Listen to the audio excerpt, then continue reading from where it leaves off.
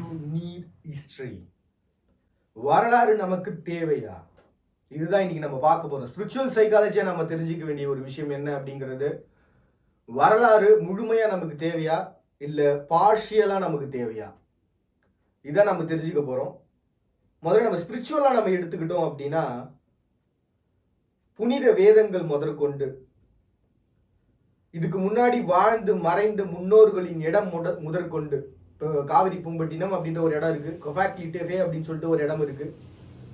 அதை தொடர்ந்து பார்த்தீங்கன்னா இந்த எகிப்து பிரமிடுகள்ல இருந்து அன்சால்வ்டு சோல்ஜர்ஸ்னு சொல்லிட்டு ஜாப்பனீஸ் சைனீஸ் இவங்களுடைய வாழ்வியல் முதற்கொண்டு சிம்மக்கல்ல இருக்கக்கூடிய 5000 வருடங்கள் பழமையான லிங்கம் முதற்கொண்டு பழமையான 1000 2000 வருடங்கள் பழமையான கோவில்கள் முதற்கொண்டு மகிஷர்கள் நாகர்கள் என்று பிரிந்து வாழ்ந்த காலம் முதற்கொண்டு நம்மளுடைய வாழ்வியல்ல நம்மளுடைய வாழ்க்கைக்காக வாழ்ந்து மறைந்த களபலியான மானுடத்தினுடைய வரலாறு முதற்கொண்டு தங்கி தேங்கி தாங்கி நிற்கக்கூடிய ஒன்று வரலாறு. அப்படி இருக்கிற பட்சத்துல முழுமையான ஒரு வரலாறு நம்மளால படிக்க முடியுமா அப்படின்னு கேட்டோம்னா, அது ஒரு வாழ்க்கையே முழுமையா அர்ப்பணிச்சா மட்டும்தான் முடியும். அப்ப அது ஸ்பிரிச்சுவலால மட்டும்தான் முடியும். அதுவும் பார்த்தீங்கன்னா ஒரு பகுதியா ஒரு கடவுளை தேடினா மட்டும்தான் ஒரு ஸ்பிரிச்சுவலையாவது முழுமையா அடைகிறதுக்கான ஒரு வழியை ஒரு இலக்கை நம்ம அடைய முடியும். இப்போ இஸ்லாம் அப்படின்ற ஒரு மதத்தை நீங்க அடையணும் அப்படின்னா ஒரே ஒரு வேதம் தானே அப்படின்னு நம்ம நினைப்போம். ஆனா அந்த ஒரு வேதத்துக்குள்ள அதுக்குள்ள இருக்கக்கூடிய நபிமார்களுக்கு தனியா வேதங்கள்ன்றது படைக்கப்பட்டிருக்கு. அந்த நபிமார்களுடைய வேதங்களும் அவங்களுடைய வாழ்வியலும் நீங்க தெரிஞ்சுக்கிட்டீங்க அப்படின்னா, இன்னைக்கு இந்த உலகத்துல இருக்கக்கூடிய அதிகப்படியா வளர்ந்து வரக்கூடிய மதங்கள்ல இஸ்லாம்ங்கிற மதம் இருக்கு. அதுல எத்தனை விதமான கலாச்சாரத்துக்குள்ள அவங்க வாழ்ந்து தங்கிக்கிட்டு இருக்காங்கன்ற முழுமையும் நம்ம தெரிஞ்சுக்க வேண்டியிருக்கும். வரலாறுன்றது பழசாச்சே சார், இப்ப இருக்கிறவங்களை பத்தி நம்ம ஏன் தெரிஞ்சுக்கணும் அப்படின்னா, அந்த 88 கேள்விகளுக்கு பிறகு வரக்கூடியது எல்லாமே வாள் கொண்டு போரிடலாம் சொல்ற தருணங்கள் வரதுல இருந்து கடைசி வரைக்கும் பார்த்தீங்கன்னா நம்முடைய வாழ்வியல் இருக்கும். அதே புனித வேதத்துல என்ன சொல்லியிருப்பாங்க அப்படின்னா, புதுமையான வேதங்கள் அப்படிங்கிறது படைக்கப்படும்ன்ற ஒரு இடத்துக்குள்ளேயே வந்துருவாங்க. அப்ப இன்னைக்கு இந்த நொடிக்கு முன் இருக்கக்கூடிய அத்தனையும் பார்த்தீங்கன்னா வரலாறு தான். அப்ப நம்ம ஒரு மதத்தை தெரிஞ்சுக்கணும் அப்படின்னா, இன்னைக்கு வரைக்கும் மதம் எப்படி இருக்கு, இதுக்கு முன்னாடி எப்படி மதம் இருந்துச்சு, இதை முழுமையும் நம்ம தெரிஞ்சுக்கிட்டா மட்டும்தான் ஒரு ஸ்பிரிச்சுவலா அடைய முடியும். அப்ப வரலாறு அப்படிங்கிறது 2000 வருடத்துக்கு முந்தையதா இல்ல 1000 வருடத்துக்கு முந்தையா இல்ல 500 வருடத்துக்கு முந்தையதா? வரலாறுங்கிறது இந்த நொடிக்கு முந்தையது. அப்ப நம்ம வரலாறை தெரிஞ்சுக்கணும் அப்படின்னா, இதுக்கு முன்னாடி வாழ்ந்தவங்கல இருந்து இப்ப வரைக்கும் நம்ம முழுமையா தெரிஞ்சுக்கிட்டா மட்டும்தான் ஒரு வரலாறு. அப்ப நம்ம ஒரு கடவுளை அடையணும்னு நினைச்சுக்கிட்டோம் அப்படின்னா, அந்த கடவுளுடைய ஆதி தொடக்கம் என்னங்கிறத நம்ம தெரிஞ்சுக்க ஆரம்பிச்சதுல இருந்து, அப்படி இல்லையா இந்த நொடிக்கு முன்னாடி வரைக்கும் வாழ்ந்த வாழ்வியலுடைய கலாச்சாரம் எங்கெங்கெல்லாம் அந்த கடவுள் தங்கி இருக்கிறாரோ அந்த இடத்தெல்லாம் போய் அறிஞ்சு ஆராய்ஞ்சு முடிச்சதுக்கு அப்புறம் நம்மளுடைய ஆதியை தேடி தொடங்கி நிற்கிறது. இதுக்கு வாழ்க்கையவே அர்ப்பணிக்கணுமே சார். என் கடவுளுக்காக என் வாழ்க்கையை, அவன் கொடுத்த வாழ்க்கை, அதுக்கு அந்த வாழ்க்கையை அவனுக்காகவே நான் அர்ப்பணிக்கிறேன். எந்த கடவுளாவது அதை ஏற்றுப்பானா? அப்படி இருக்கும் பொழுது வரலாறு நமக்கு முழுமையான ஒரு தேவையா அப்படின்ற பட்சத்துல சைக்காலஜிக்கலா நம்ம போனோம் அப்படின்னா, சைக்காலஜி ப்ரொஃபசர்ஸ் எல்லாரும் நீங்க பாத்தீங்க அப்படின்னா சொல்ற ஒரே விஷயம், நம்ம வாழ்க்கைக்கு என்ன தேவையோ அதை எடுத்துப்போம். உலகமே அதானப்பா. நம்ம ஒரு பொட்டி கடைக்கு போறோம், நமக்கு என்னென்ன தேவையோ அந்த தேவையை மட்டும் வாங்கிட்டு வந்துடுறோம். எல்லாத்தையும் வாங்கி போட்டுக்கிட்டு எடுத்துட்டு வந்தோம் அப்படின்னா தேவையில்லாத சண்டை தான் வீட்டில். அப்ப முழுமையான வரலாறுகளை ஆய்ந்து நமக்கு கொடுக்கிறவங்க யாருன்னு பார்த்தீங்கன்னா, அகழ்வாராய்ச்சியாளர்கள் நம்ம சொல்லக்கூடிய இந்த ஆர்கியாலஜிஸ்ட் பர்சன்ஸ் நமக்கு ஹெல்ப் பண்றாங்க. ஏன்னா அவங்களுடைய முழுமையான ஒரு வேலை அது. அதுல இருக்கக்கூடிய அவங்க பார்க்குற ஹிஸ்ட்ரி அப்படின்றது ஏகப்பட்டது இருக்கும். ஒரு சின்ன ஒரு பொருள், ஒரு சின்ன ஒரு நம்ம பார்க்கறது கல்லா தெரியும். அந்த கல் ஒரே ஒரு கல் சார். அந்த கல் அவங்க என்ன பண்ணுவாங்க, நம்மளுடைய பார்வை கல், அவங்கள பொறுத்த வரைக்கும் அது ஒரு புனிதம். அந்த கல் எப்ப யார் யூஸ் பண்ணாங்க அதுக்குன்னு சொல்லி இப்பதான் பார்த்தோம்னா, நம்ம ஒரு இடத்துல ஒரு பொருள் இருக்கு அப்படின்னா அந்த பொருளினுடைய வைப்ரேஷன்ஸ் வச்சு அதில் இருக்கக்கூடிய மேடு பள்ளங்களை வச்சு எப்படி சிடி ரைட் பண்ணும்போது மேடு பள்ளங்கள் எல்லாமே பதியுதோ அந்த மாதிரி அந்த இடத்துல இருந்த சமயத்தில் மக்கள் வாழ்ந்த பேசின அத்தனைகளும் பதிஞ்சிருக்கும் அப்படின்னு சொல்லி அங்கே இருக்கக்கூடிய பர்சன்ஸுடைய வாழ்வில் எப்படிப்பட்டதா இருக்கும்னு சொல்லி முழுமையாக இன்ஃபர்மேஷன்ஸை கலெக்ட் பண்ணி நம்மக்கிட்ட கொடுப்பாங்க.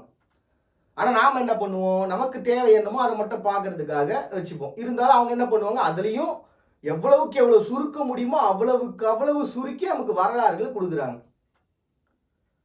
இப்போ நான் ஒரு இடத்த பற்றி தெரிஞ்சுக்கிட்டு என்ன பண்ண போகிறேன், ஒரு கடவுளுடைய வாழ்வியலை தெரிஞ்சுக்கிட்டாவது பரவாயில்ல சார், ஒரு இடத்த பற்றி தெரிஞ்சு நான் என்ன சார் பண்ண போகிறேன்.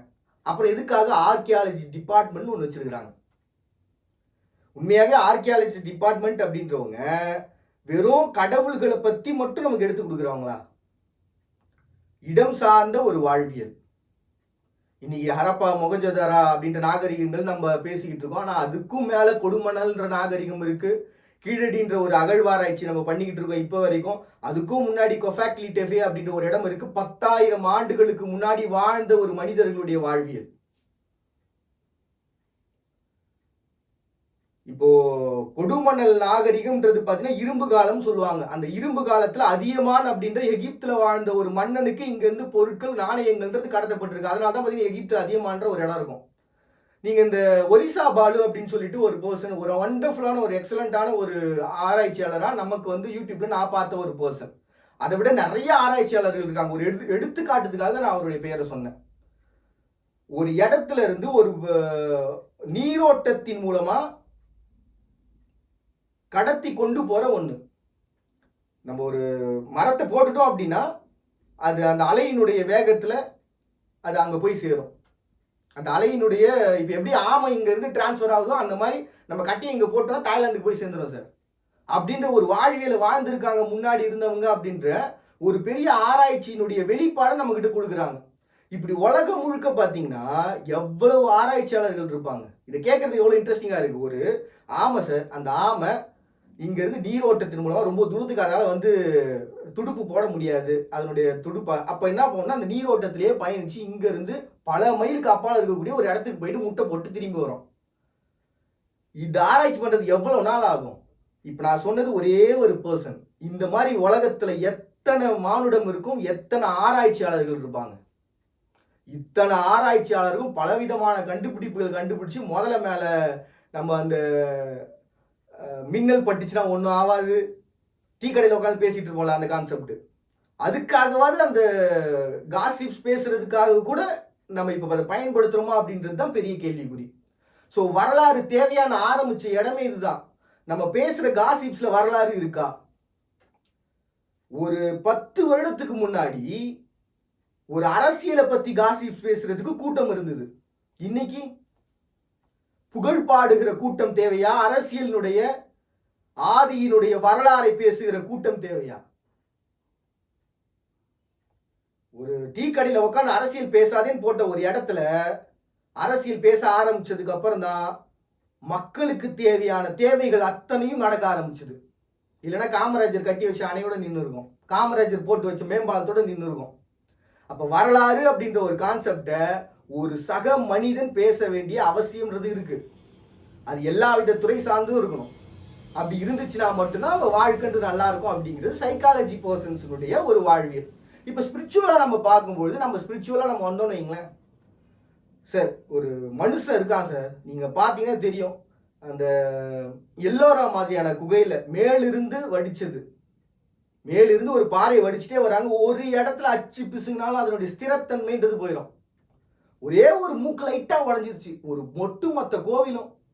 நினச்சி பாருங்க.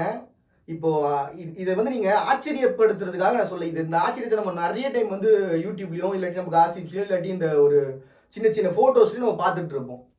என்ன போட்டிருப்பாங்க அப்படின்னு பார்த்தீங்கன்னா, எப்படி ஒரு மனிதனால இப்படி வடிக்க முடிஞ்சது, மேலே இருந்து ஒரு பாறையில் செதுக்கி எடுத்துட்டு வந்திருக்கான் சார் என்ற ஆச்சரியம். ஓகே, தாராசுரம் எடுத்துக்க, உள்ளங்கை அளவுக்கு ஒரு பிள்ளையாருடைய சிற்பத்தை செய்திருப்பாங்க. ஒரே ஒரு தூண்ல ஒட்டுமொத்த கதையையும் வடிச்சு வச்சிருப்பாங்க. ஒரு தேர் இழுத்துக்கிட்டு போற மாதிரியான ஒரு அமைப்பு. போய் பார்த்தீங்கன்னா பிரமிப்பா இருக்கும். 7 விதமான கற்களை வச்சிருப்பாங்க. இதெல்லாமே நம்ம இடத்துல இருக்கிறது. இந்த மாதிரி உலகம் முழுக்க எத்தனை இடம் இருக்கும். கர்நாடகா சைடு போனீங்கன்னா அவ்வளவு கோயில்களை பார்த்து ஆச்சரியம் பிரமிச்சு நிற்கிற ஒரு இடமா இருக்கும். பிரமிப்பினுடைய உச்சம் ஸ்பிரிச்சுவல். நம்ம எங்கெல்லாம் பார்த்து பிரமிக்க ஆரம்பிச்சோமோ அப்பெல்லாம் வரலாறு தொடங்கிருச்சு. ஒரு மனுஷன் தன்னுடைய வாழ்க்கையில எப்ப பிரமிப்ப தொடரானோ அப்ப கடவுள் நம்மோட பேச ஆரம்பிச்சிட்டான். இருட்டுக்குள்ளையா கடவுள் அப்படின்னு நம்ம பார்த்துட்டு இருந்தோம். வெளிச்சத்திலையா கடவுள், தரிசனத்திலையா கடவுள்னு பார்த்தா பிரமிப்புல தான் கடவுள். அதுவே நம்ம சைக்காலஜிக்கலா வந்தோம் அப்படின்னா பிரமிப்பு தான் ஒரு ஒரு இன்வென்ஷன் கிரியேட் பண்ணுது. பிரமிப்பு தான் ஒரு இன்வென்ஷனை கிரியேட் பண்ணி கொடுக்குது நமக்கு. அப்போ இந்த ஸ்பிரிச்சுவல் அப்படின்ற ஒரு கான்செப்டுக்கு நம்ம போகும்போது இடங்கள் அப்படின்றது அந்த அளவுக்கு முக்கியமா இருக்கு. அதனால தான் 108 திவ்ய தேசம் வச்சிருக்கிறாங்க. மெக்கா மெதினாக்கு போயிட்டு வராங்க, புனித தலங்களுக்கு போயிட்டு வராங்க. இது எல்லாமே இடம் சார்ந்த ஒரு வாழ்வியல் தான். இப்ப இந்த ஒட்டுமொத்த வாழ்வியலையும் நாம தெரிஞ்சுக்கிட்டு என்ன பண்ண போறோம் அப்படின்ட்டு ஒரு கேள்விக்கு வருவாங்கல்ல. அட்லீஸ்ட் அந்த தரிசனங்களுக்கு போகும்போதாவது நம்ம வாழ்க்கையை மறந்துட்டு அந்த இடத்த பத்தி பேசுறதுக்கு. இப்ப இந்த ஸ்பிரிச்சுவல் சைக்காலஜி ஒரு என்ன ரொம்ப வளவலன்னு போனாலும் நமக்கு புரிய மாட்டேங்குது, பிடிக்கவும் மாட்டேங்குது. அதனால சிம்பிளா வந்துடுறேன். இப்ப ஸ்பிரிச்சுவலா நம்ம எடுத்துக்கிட்டோம் அப்படின்னா அவங்களுடைய ஒட்டுமொத்த வரலாறுலயும் நம்ம இன்பம் காணணும். அந்த பிரமிப்புக்குள்ள இன்பம் காணணும். ராவணன் தொடையில அடிச்சு இறந்து போனாரு. அதுக்கு முன்னாடி வந்த பஞ்ச பாண்டவர்கள் இப்படி இருந்தாங்க. தேவ தூதர்கள் காட்டி கொடுத்தாங்க. தேவ தூதர்ல ஒருத்தர் காட்டி கொடுத்தாரு. நபிமார்கள் அவர்கள் சிந்தை கொண்டு இந்த மாதிரி எழுதினாங்க. புத்திசம் அவர்கள் அகம் பிரம்மாஸ்மி சொல்லி எவ்வளவு விதமான சத்தங்கள் இருந்தாலும், எந்தவித ஆத்மாக்கள் வந்தாலும் எந்தவித பிழையும் இல்லாம நம்மளை அண்டாம நம்மளை காத்துக்கிட்டாங்க. பில்லி சூனியம் ஏவல் இதுல இருந்துலாம் எப்படா தப்பிக்கிறது, என்ன பண்றதுன்னு சொல்லி நம்ம பயணம் போகும்போதாவது அதை பத்தி பேசணும். அப்படி பேசுனா நம்ம கூட வரவங்க நம்ம போற இடம் கோவில் அப்படின்ற ஒரு எண்ணம் நமக்கு வரும்.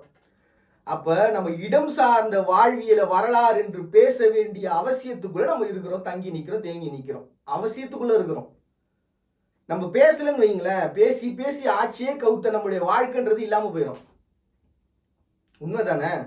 இப்போ நான் காசிப்ஸ் பேசுறேன் சார், ஒரு பொண்ணை பத்தி பேச போறேன் சார், பேசுங்க, தாராளமா பேசுங்க. அவளுடைய அழகு, அவனுடைய கண் இமைகள்ல இருந்து, அவனுடைய முடியில இருந்து, ஒரு பையனுடைய குணங்கள்ல இருந்து, அவனுடைய கண்ணு இமையாக அவனுடைய ஐம்புலன்கள், ஒரு பொண்ணோட ஐம்புலன்கள் எல்லா விதத்திலையும் வர்ணிக்கும். அதுதான் திருக்குறள்.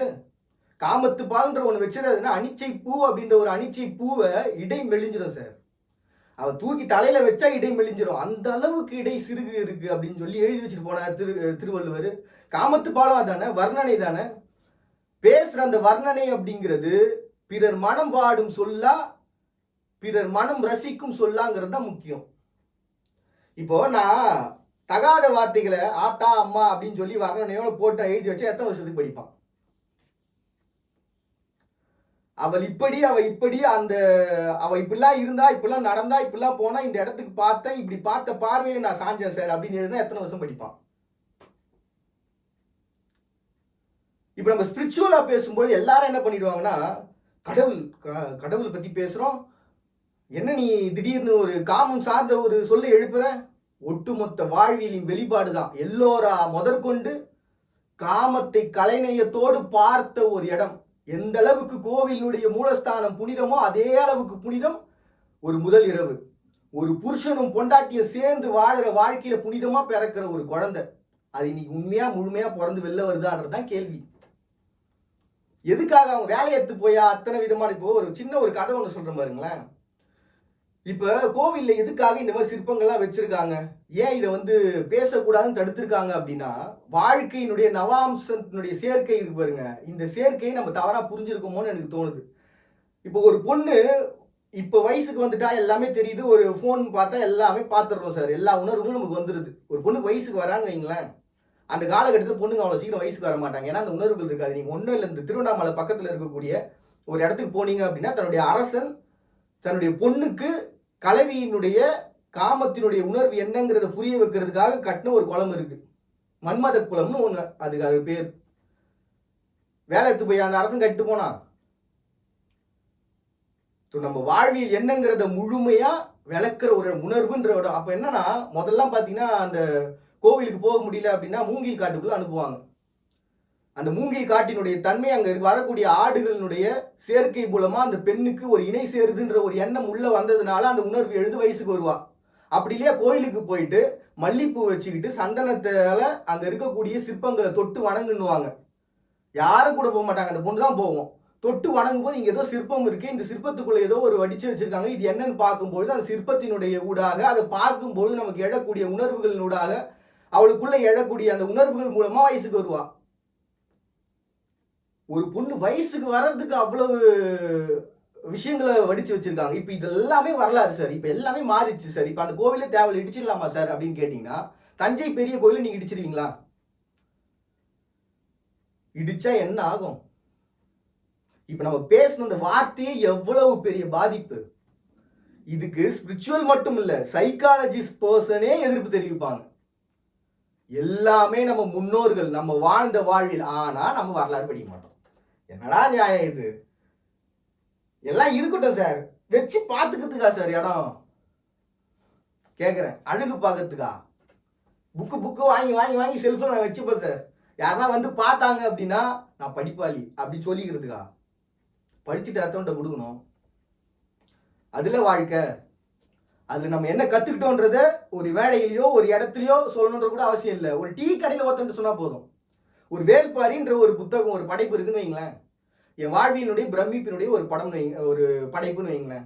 எல்லாரும் வந்து சேர சோழர் பாண்டியர்கள் பேசிட்டு இருந்த சமயத்தில் கடையெழு மன்னர்களில் ஒருத்தர் அப்படின்னு சொல்லி வேள்பாரின்ற ஒரு நாயகனை உருவகப்படுத்தி அந்த காவியம் வடிக்கப்பட்ட விதம் பார்த்தீங்கன்னா ஒரு மனிதனுடைய வாழ்வியல், காதல் சார்ந்தும் இடம் சார்ந்தும் இயற்கை சார்ந்தும் ஒரு வாழ்வியல். முல்லைக்கு தேர் கொடுத்தான் பாரின்ற கான்செப்டை இன்னைக்கு வரைக்கும் பேசிட்டு இருக்கோம். அர்த்தம் சொல்லுங்கடானா யோசிச்சுட்டு இருக்கிறோம். அது அவ்வளவு தெளிவாக போட்டிருப்பாங்க. அந்த ஒரு காதல் எவ்வளவு புனிதமான ஒரு விஷயமா இருக்குங்க. பிரமிப்பினுடைய உச்சங்க அது. இப்படி நம்ம எல்லாத்தையும் நீங்க ஒரு எல்லாத்தையும் படிச்சு ஒரு இடம் சார்ந்து போய் நம்மளுடைய சிந்தனைக்கு ஏற்ப நம்மளுடைய காலத்திற்கு ஏற்ப ஒரு படைப்புகளை உருவாக்க வேண்டிய அவசியத்தில் இருக்கும். அப்போ வரலாறுன்றது முழுமையான அவசியம். சைக்காலஜிஸ்ட் பர்சனாகவும் இங்கே வந்து நான் இப்போ சைக்காலஜின்னு சொல்லும்பொழுது இந்த ஆர்கியாலஜி எல்லா துறை சார்ந்த வல்லுநர்களும் அதாவது ஸ்பிரிச்சுவலை நம்பாத அத்தனை பர்சன்ட் சைக்காலஜியில் வந்துடுவாங்க. நீங்கள் அந்த ஒரு பேதத்தை நீங்கள் புரிஞ்சிக்கணும். ஸோ இவங்க எல்லாரும் என்ன பண்ணுறாங்க அப்படின்னா கலை நயத்தோடு பார்க்குறாங்க. ரொம்ப சந்தோஷம். அவங்களுக்கு தெரிஞ்ச மாதிரி அவைகளை நமக்கு வெளிப்படுத்துகிறாங்க. ஆனால் ஸ்பிரிச்சுவலாக இருக்கிறவங்க என்ன பண்ணுறாங்க, ஒட்டுமொத்த ஸ்பிரிச்சுவலாகவும் வெறும் ஸ்பிரிச்சுவலாக மட்டும் பார்த்தா போதாது, இவங்க பார்க்குற அதே கலை நயத்துக்குள்ளே சேர்ந்து வடிச்சில் நமக்கு கொடுக்கணும். நமக்கு ஏற்ற மாதிரி தற்காலத்துக்கு ஏற்ற மாதிரி அவங்க கொடுக்குறாங்க. அப்போ காலத்துக்கு ஏற்ற மாதிரியான படைப்புகள் அப்படின்றது வந்துக்கிட்டே இருக்கு. இது புத்தகமாக வந்துச்சுன்னா படிக்கிறதுக்கு ஆள் இல்லை சார். நாங்கள் பண்ணிக்கிட்டு தான் இருக்கிறோம். உங்களுக்கு தெரியுமா எவ்வளவு சிரமப்பட்டு என் வாழ்க்கையை அர்ப்பணித்து சம்சாரா பராகா மாதிரியான நிறைய ஒரு வாழ்வில் எடுத்து காட்டுற மாதிரி கோவிலினுடைய வரலாறையும் நாங்கள் எடுத்து காட்டிக்கிட்டு இருக்கோம், கொடுத்துக்கிட்டு இருக்கோம். ஆனால் பார்க்கறதுக்கோ அதை படிக்கிறதுக்கு ஆள் இல்லை சார். அப்போ புத்தகங்கள் அப்படின்றது இப்போ படிக்கிறதுக்கு ஆள் இல்லாமல் போச்சு. நம்ம புலம்பிக்கிட்டே இருந்தா, நூலகங்கள் மட்டும் வச்சுக்கிட்டே இருந்தா, அப்போ எடுத்து காட்ட வேண்டிய அவசியம்ன்றது நமக்கு இருக்குல்ல. ஒரு ஒரு வெளிப்பாடை இப்போ டாக்குமெண்ட்ரிஸ் மூலமாக நமக்கு கொடுத்துக்கிட்டு இருக்காங்க. அதே டாக்குமெண்ட்ரிஸ் மூலமாக அந்த பழமை மாறாமல் அந்த முழுமையை நம்மளால் கொடுக்க முடியுமா? சரிங்க, நம்ம ஒரு விஷயத்துக்குள்ள வந்து நிறுத்திடுவோங்க. இது ரெண்டுமே எங்கன்னா ஸ்பிரிச்சுவல் சைக்காலஜி ரெண்டுமே எங்கே வந்து சேருதோ அந்த சேர்ற இடம் என்ன அப்படின்னா ஒட்டுமொத்த வரலாறும் தேவை நம்மளுடைய வாழ்வியலுடைய தற்காலத்திற்காக. எந்த ஒரு பழமும் இல்லாமல் எந்த ஒரு புதுமையும் நம்மளால் உருவாக்க முடியாது. பல பேர் இந்த மேடைகளில் பேசியிருப்பாங்க. இப்போ ஸ்பிரிச்சுவல் சைக்காலஜி நம்ம எங்க வந்து நிக்க போறோம் அப்படின்னா, இப்போ ஸ்பிரிச்சுவல் ரெண்டுமே எங்க வந்து நிக்குது, தற்காலத்துக்கு ஏற்ற மாதிரி கொடுத்தாதான் படைப்புகள் நமக்கு புனிதம், நம்மளால ஏத்துக்க முடியாது. இப்போ ஸ்பிரிச்சுவல் சைக்காலஜி நான் என்ன சொல்ல போறேன்னா, காசிப்ஸ் மீம்ஸ்ன்னு சொல்லி கிரியேட் பண்ணி போடுறோம். ஒரு அரசியலை பத்தி நம்ம டீ கடையில் பேச ஆரம்பிச்சதுக்கு அப்புறம் நம்மளுடைய வாழ்க்கைன்றது நம்மளுடைய இயல்பான வாழ்க்கையில அரசியல்ன்றது இயல்பான ஒன்றா மாறிடுச்சு. அதனுடைய வரலாறு என்னன்னு நமக்கு தெரிஞ்சிருக்கணும். இதுக்கு முன்னாடி ஆண்டவங்க எப்படி இருந்தாங்க, ஒரு தமிழ்நாட்டை எடுத்துக்கிட்டீங்க அப்படின்னா கலைஞர் எப்படி இருந்தாங்க, ஜெயலலிதா எப்படி இருந்தாங்க, அதுக்கு முன்னாடி பார்த்தீங்கன்னா காமராஜர், வைகோ, இந்த மாதிரியான நிறைய பர்சன்ஸ் எப்படிப்பட்ட ஒரு வழியில் அவங்க இடத்துக்கு ஏற்ற மாதிரி பேசுகிறாங்க. அப்போ நம்ம எல்லாருமே வரலாறு தான் பேசுகிறோமா அப்படின்றது தான் முக்கியம். ப்ரெசன்ட் லைஃப்பில் ஆத்தாமான்னு சொல்லி நம்ம கவிதை எழுதி ஒன்றும் கிழிக்க போகிறது இல்லை. அது பல காலத்துக்கு அப்புறம் நமக்கு வந்து உதவுமா அப்படின்றது கேள்விக்குறி. எல்லாத்தையும் நான் உதவுமா மட்டுமே பார்க்க முடியுமா சார்? என்னுடைய ஹாப்பினஸ் மட்டும் தான் சார் பார்க்க முடியும். அப்போ பேசுகிற பேச்சில் இன்ஃபர்மேஷன் வேணுமா வேணாமான்னு கேட்டால் என்னுடைய ஹாப்பினஸுக்கு இன்ஃபர்மேஷன் வேணாம் சார்.